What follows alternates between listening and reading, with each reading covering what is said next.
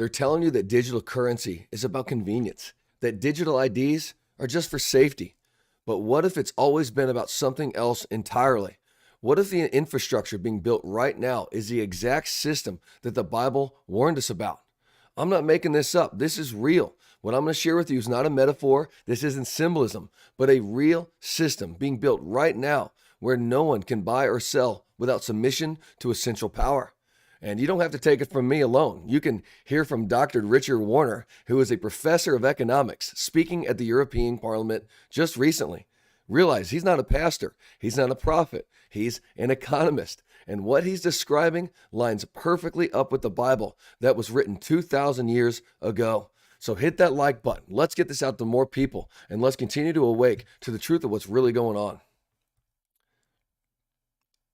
Dr. Warner.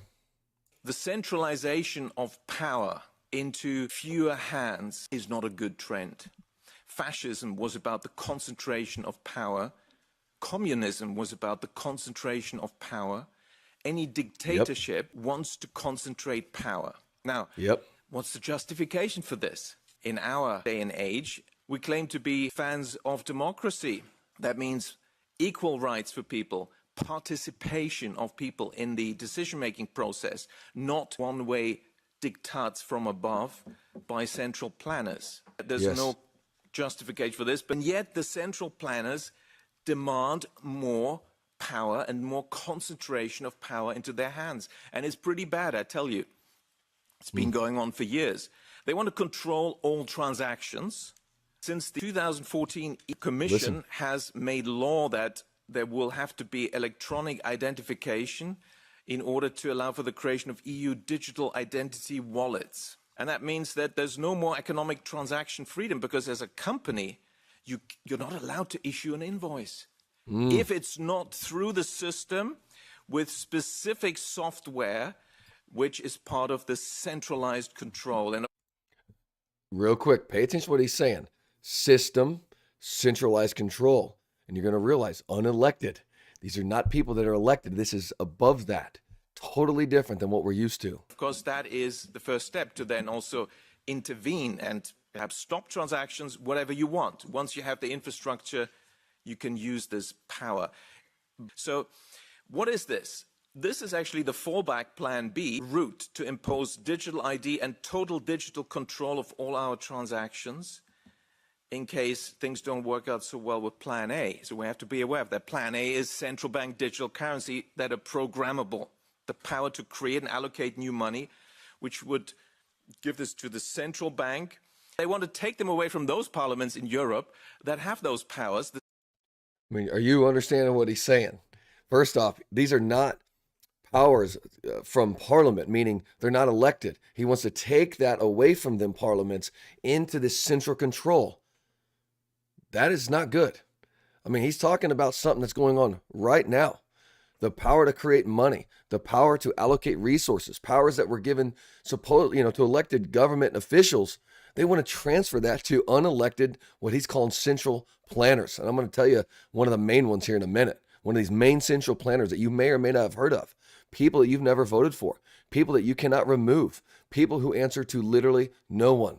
And here's what we have to understand. This is not just economics. This is a transfer of sovereignty from the people to a system. In Daniel 7, read it for yourself. It talks about this, about a beast that devours and breaks in pieces and tramples the whole earth. Not just a region, not just a nation, but the whole entire earth. A system that has never ever been and never will be again. Literally the most powerful kingdom that's ever been created, an earthly kingdom on this earth. And we're watching the infrastructure of that kind of power being assembled right in front of us. And to make it worse, most people, there's a lot of people out there that don't know about this. They're not paying attention. They still think that people care about them. They are celebrating it. They call it progress.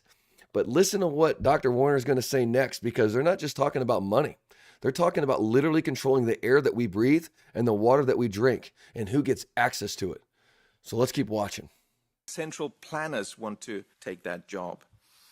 Of course, what is the programmability? Well, is the infrastructure being created? It could be anything. It could be climate change, carbon footprint. That could be the principle, but it can be other principles. You know, do you support the war Are you on the right side with your opinion on whatever currently is, Okay, I got to say, make sure you understand what he's saying. He's saying the programmability, meaning how do we decide who gets access to money and these things?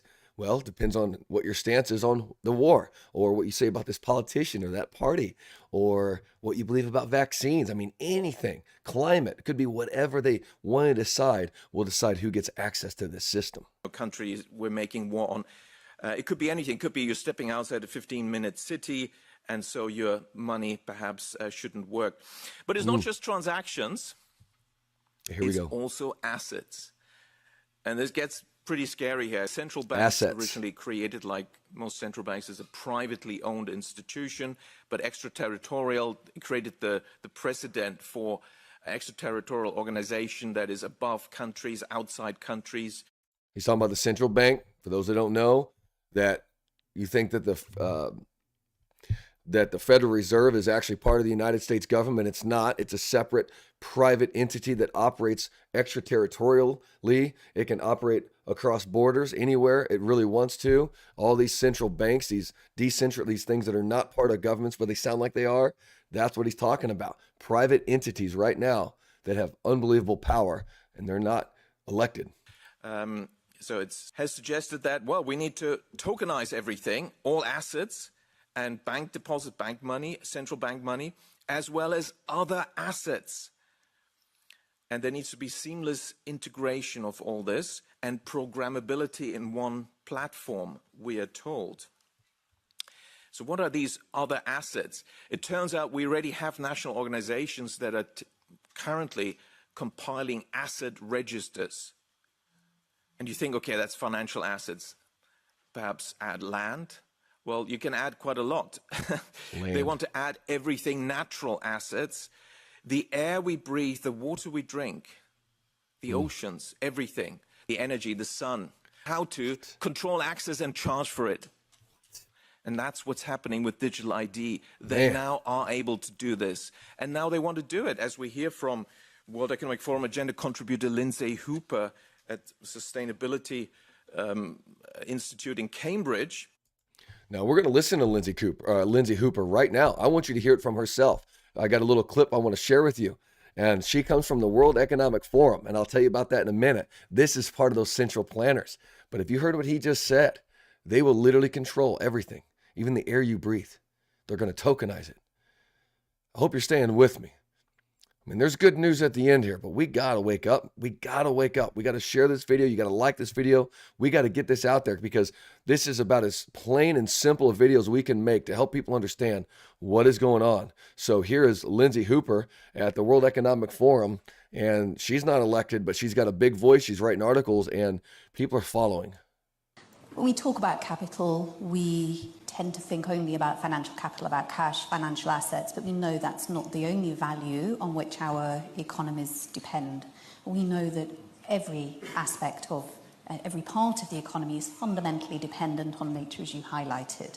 The air that we breathe, the water we drink, the soil, the oceans that we need for the food that we need to consume, the minerals that we need as inputs to technology and to infrastructure.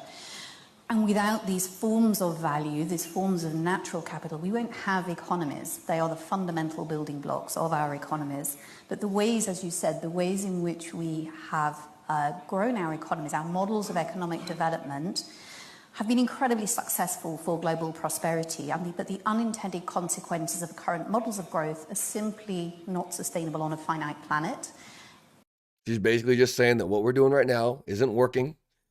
So we got to do this other thing that she thinks is best. The amount of resource that we are drawing into our economies, Earth's resources, and the amount of pollution and waste that we're pumping out, whether that's through greenhouse gas emissions, whether that's sewage into our water, whether it's plastics into the ocean, is beyond the Earth's carrying capacity. And we know that that's leading, as you said, to very significant direct impacts for society, but very significant financial costs for the economy. You can look at that as you have and calculate that at a macro level.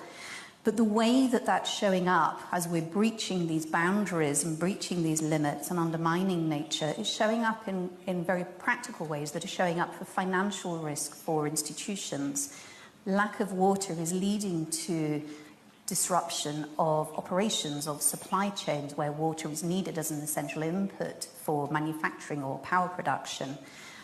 The degradation of soil is leading to reduced agricultural yields. The decline of pollinator species is also having an impact on agriculture. So that's leading to direct financial risks for organizations, for businesses, and ultimately for investors. Nature is treated within the economy. Nature is treated within the economy. Like I said, she's stating all these problems. Politicians, people like her, real good at stating these problems and using these big words to really pull on your heartstrings and make it sound like, wow, we're in this big problem. And also she can give you the solution. So she can tell you that we need to make sure that we control how much air you breathe, how much water you drink. As though it's unlimited and predominantly as though it's free. And the risks and harms are simply not costed in financial terms. We can cost them at a macro level. They're not costed into day-to-day decision making. And the result is, as a consequence, we've put all of our economies at fundamental risk. We can't do business on a dead planet. If we're going to protect natural systems, one of the solutions is to bring nature onto the balance sheet, to bring nature into the ways that decisions are made within business. You hear that? To allocate a value to it and to bring it into accounting and financial mechanisms. I mean, are you hearing that? Do you understand what she just said? She wants to bring nature into a balance sheet, assign a monetary value to natural resources, the air, the water, the ocean, the sun, and then tokenize it. What does that mean? They're going to control access to it. She's saying it herself. She's saying it without saying it. I mean, some will get access, others will not. You start bringing in these other big words like equity and balance and, all these different words. Let me just tell you who she is again and where she's saying this from. Friends, she is speaking on behalf of the World Economic Forum, the WEF as it's popularly seen, something that many people haven't heard of 10 years ago, even 5 years ago, but it's becoming more and more popular and more like all these world leaders are going through it. I mean, Donald Trump spoke at it. People are coming to this, and what it is, it brings world leaders, central bankers, global elites together every year in Davos, Switzerland to decide the future of people who are never going to be invited into that room. And their own contributor, Lindsay Hooper, just told the plan. Control access to nature. Put a price tag on the air we breathe. Decide who gets and who doesn't based on criteria that they make up, that they decide. Do you see this coming? Like I said, this is not a conspiracy theory. This is their own words, their own documents, their own agenda. We got to get past this idea that everyone cares about us. We got to get past this idea that it's left versus right or conservative versus liberal or whatever it is. This is a global system by global elites coming together with their own agenda to control everything. And Revelation says it plainly, and that no man might buy or sell or trade unless he has the mark. We always read that verse and think it's all about commerce, but what if it's even bigger than that? What if it's about access to everything, to your money, to your property and natural resources, literally all of it controlled, all of it programmable into a system, and it can all be taken away if you step out of line. And if you think that's far-fetched, Dr. Warner is about to show you that it's already been done to peaceful citizens in a free country, not in some dystopian-like novel. It's happening now. So keep watching. Check this out. We need to bring nature onto the balance sheet, allocate a value to it, and bring it into the accounting and financial mechanism.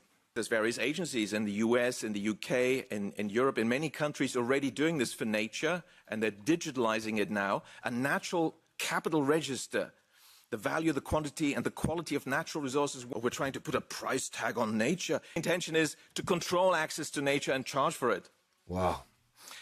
And they themselves go on, well, actually, what we're going to do is put monetary terms to nature, calculating where possible monetary value to the benefits produced by natural assets, and this will support, they say, prioritization. And I just got to say, like, most people are just trying to eat. They're just trying to make a living to put food on the table and keep their electric bill going and heating bill and being able to pay for basic necessities of life. Like, most people don't even have time to even process what this man is saying. I mean, like I said, he is not a pastor or prophet. He is a real economist, a PhD professor. He has no agenda except to tell us what they're really doing. And while this is all happening, most people, regular people like us, are just trying to eat, trying to raise a family. In other words, some people will get access, others not. And the criteria, well, they can be made up. And of course, we then have as a next step the tokenization of these assets. And why is that important? Well, tokens can be useful to the extent that they facilitate the process of issuing, storing, and transferring value. So access can be programmed not just on transactions, but also access to assets, including natural assets and the air we breathe. And ownership of these tokenized assets can be transferred from you to the central planners. That seems to be the agenda. So why aren't they rolling this out faster? Well, there's some technical challenges, for example, internet connections, things like that. Secondly, a clear or substantiated market value proposition has yet to be documented. In other words, there is no actual benefit of this for ordinary people. So who's it benefit? If this doesn't benefit you and me, who's it benefit? Thirdly, trust remains a hurdle for a meaningful share of citizens and system participants to accept this, who question the motives behind CBDCs, often suspecting governments of aiming to monitor or restrict financial activities. Of course, we now realize it's not just financial activities, it's about all activities, and the programmability is a key feature. The Bank of England asked the government, the politicians in the UK, to give them the power to have programmable digital currency, and that is a control tool.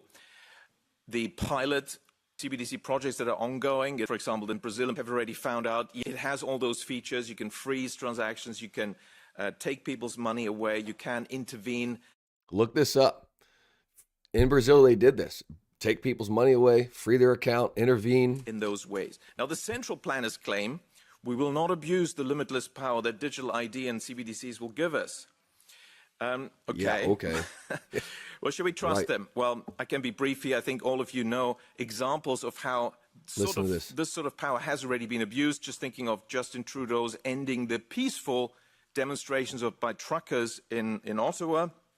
Their bank accounts were frozen. Their ability to buy food is how they got them. Too few used cash and digital currency. Well, they didn't have CBDCs, so they had to pass laws to do it.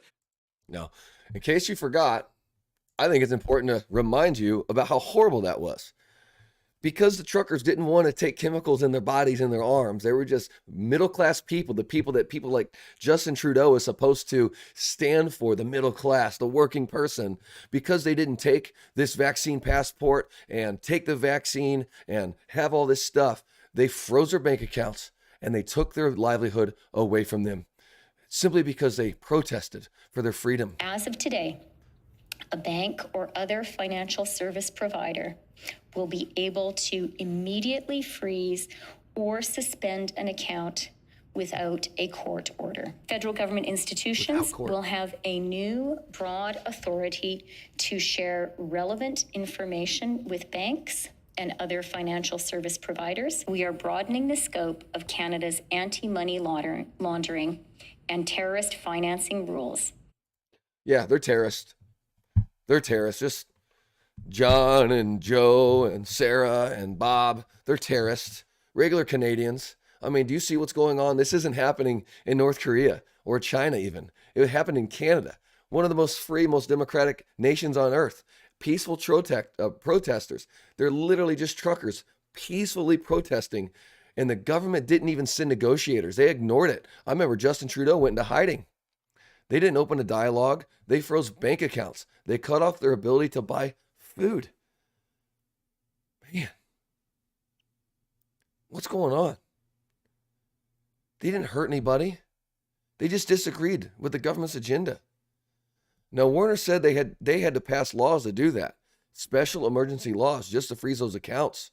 They had to pass things to make that happen. But what happens when you don't need laws anymore? What happens when the system is already built and is available now to just do this anytime they want? He's going to answer that next. Let's finish this one clip out. And that will be very easy once you have CBDCs. The police froze 206 financial products, including bank and corporate accounts, disclosed 56 entities associated with vehicles, facial recognition, even 253 Bitcoin addresses were identified, and PayPal was also shut down. So that's how they can do it. Now, interestingly, no such financial controls had been used previously to stop criminals. But peaceful demonstrating citizens, it seems the central planners get pretty creative about how to stop people.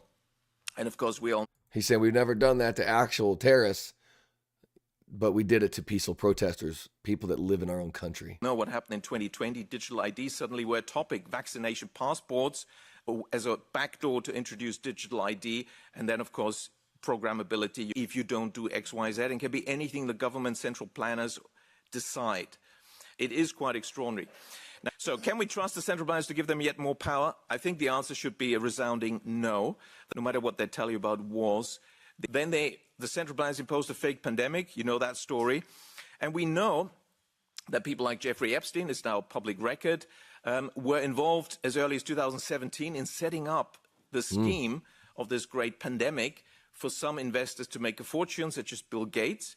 And then we can also make money injecting people with stuff and solve the problem, as Epstein and Bill Gates discussed, matter of public record, of how to get rid of the poor people. And of course, it was used at the same time to push digital ID. Wow. Yeah, we're going to have to make another video on that one. Or maybe I just want to look at that so I can talk on it more about Epstein and Bill Gates' COVID connection collusion in order to make money and to get rid of poor people is what he said. To get rid of poor people. They don't care about you. These people don't care about the regular person. They care about themselves, about their power, their control. They may not realize what they're doing, but they're bringing in this world system. I mean, did you hear what he said? They didn't need central digital bank currency in Canada. They had to scramble and pass emergency laws and work around the system, but they still froze 206 financial products. 250 Bitcoin addresses were identified, shut down PayPal access with the current systems. They even, people that had GoFundMes, they shut those down and took that money. Now imagine what would happen if that infrastructure is already built, when it's already programmed from day one. You don't have to have emergency legislation or courts. There's no debate. There's no process. Just a switch. Turn it off. Man. He said something else so quick. I mean, this is such an enlightening video. I'm so glad that Dr. Warner shared this. He said about vaccine passports. Do you remember those? Remember how they were pushing those? They still are. He's telling you that that was not about health. This was a test to see how many people would actually take in or accept this digital ID requirement just to participate in society. And hundreds of millions of people went along with it. Now they know it works. And about that pandemic, whether we find out about Epstein and Gates connection, the result is undeniable. The world did become more surveilled, more centralized, more connected, more controlled in 2 years than any previous ever in 2 decades. Like never have we seen this much control and centralization between private and public sectors come together. And the infrastructure that was built during that season did not get dismantled. It's still there. It's being expanded. It's being improved. It's being deepened. This is the beast system, my friends. It's taking shape right now in front of our eyes, literally in real time. This is not a movie or a novel. AI is getting more and more powerful. You're seeing it. They're building data centers all around the world. You think that's because they care about your health and they want you to be happy, healthy, and wealthy? I don't think so. They're doing it to control us. The beast system. One of the main reasons I even started this channel, my friends, was to help us to realize and open our minds to see that the Bible is real. Jesus really came. He really died and he rose from the grave because there is spiritual darkness over this world, and it has been since the very beginning.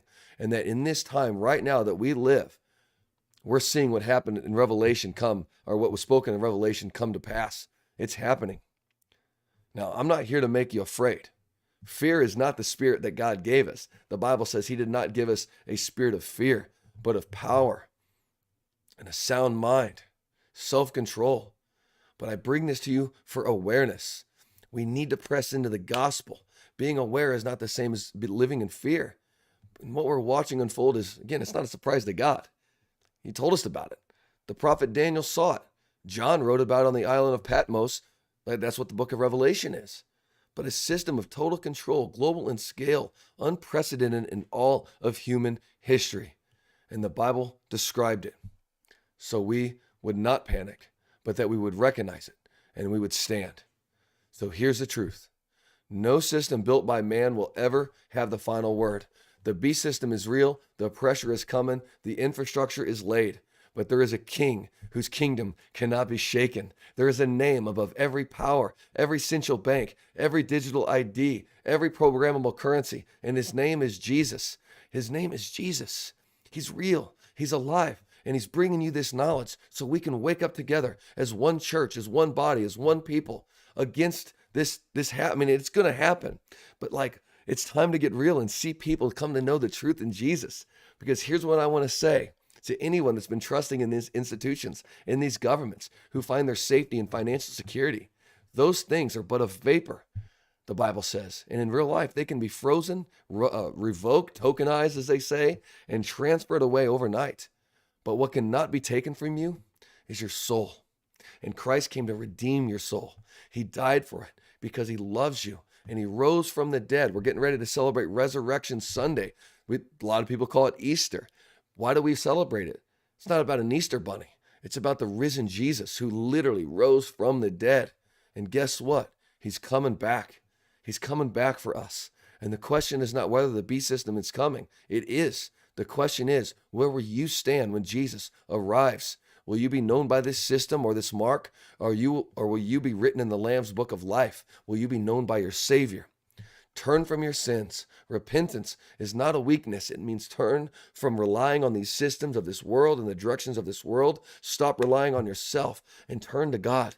Turn to the Bible. Turn to his word. Know him. Come to know who he is and how much he loves you, and surrender your life to Jesus Christ. It's the only thing that cannot be taken from you by any power on this earth. That is the truth. Let me know what you think in the comments, my friends. It's a little bit longer one, but man, this is some good information. We got to know about this, speak about this, share this with people, clip this out, talk about it, whatever you want to do. Let's get this word out there, my friends. Let's get the truth out there. His name is Jesus, and he's waking up so many people right now. I'm thankful to be alive in this time. Let's be on mission for Jesus. If you haven't yet, like I said, hit that like button, share this around. Subscribe to Truth Be Told. Follow Jeremiah James on Facebook. I'd love to continue this journey with you. It's so important to be connected, not divided, but united in this day. We'll see you next time, my friends. Truth Be Told.